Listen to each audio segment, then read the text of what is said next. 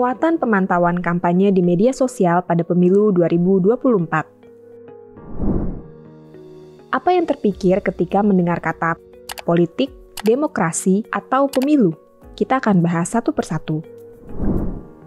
Politik adalah upaya warga mendapatkan sumber daya untuk memperoleh kehidupan yang layak. Layak yang dimaksud adalah suatu hal yang membuat seseorang atau sekelompok orang dapat hidup layak terpenuhi kepentingannya.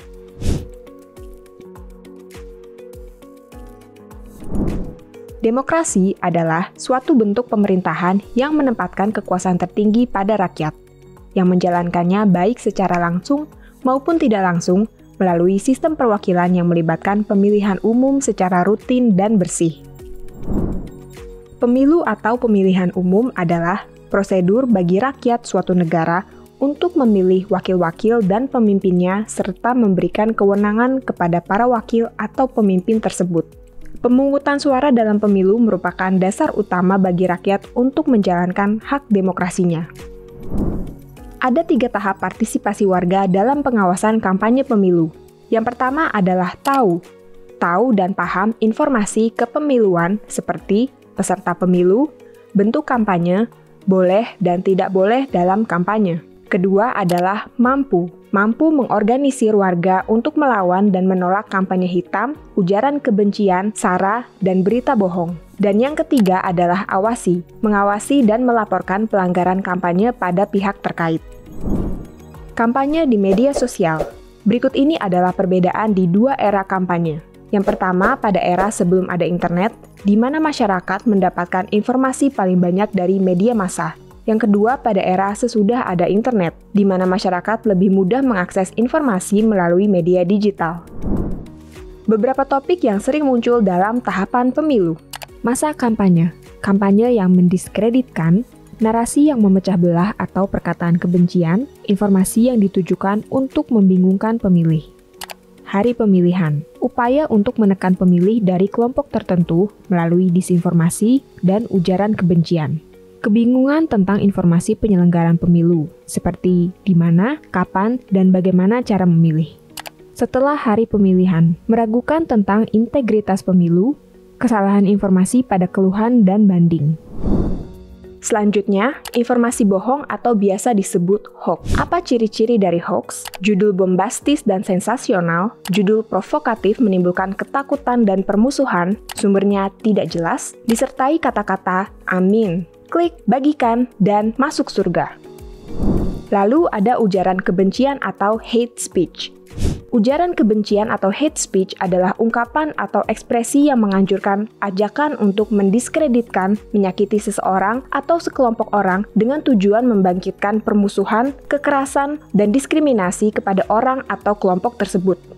Apa saja ciri-ciri ujaran kebencian? 1. Penghasut membuat konten ujaran kebencian dengan sengaja mengubah fakta-fakta atau disinformasi. 2. Kata-kata atau gambar, video, audio dipilih yang bersifat memojokkan kelompok atau seseorang. 3. Para pengguna ini akan meneruskan konten ini ke orang-orang lain, bahkan viral. 4. Konten tersebut lalu dibicarakan di dunia nyata atau offline secara intensif, bahkan disertai provokasi. 5. Pada banyak kasus, ujaran kebencian ini dapat membakar massa untuk melakukan kekerasan fisik. Bagaimana cara tangkis hoax dan ujaran kebencian? Tahan jempolmu, saring sebelum sharing, cari klarifikasi dari sumber terpercaya, perbanyak konten positif.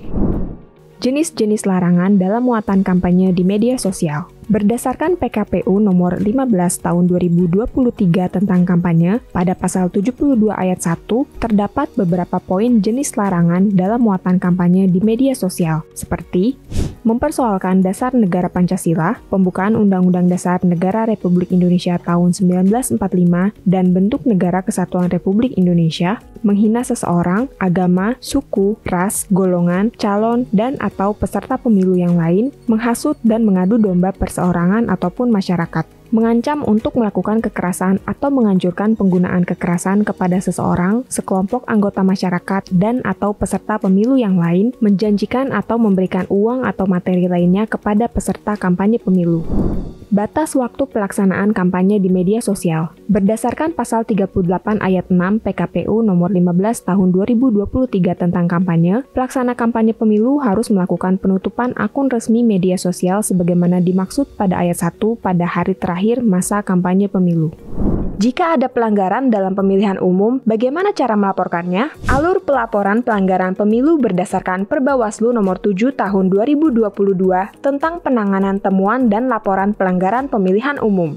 1. Pelapor menyampaikan laporan kepada petugas penerima laporan paling lama 7 hari sejak diketahui terjadinya dugaan pelanggaran pemilu. 2. Petugas penerima laporan menuangkan laporan yang disampaikan oleh pelapor ke dalam sigap lapor atau formulir model B1. 3. Pelapor atau kuasanya dan petugas penerima laporan menandatangani formulir laporan.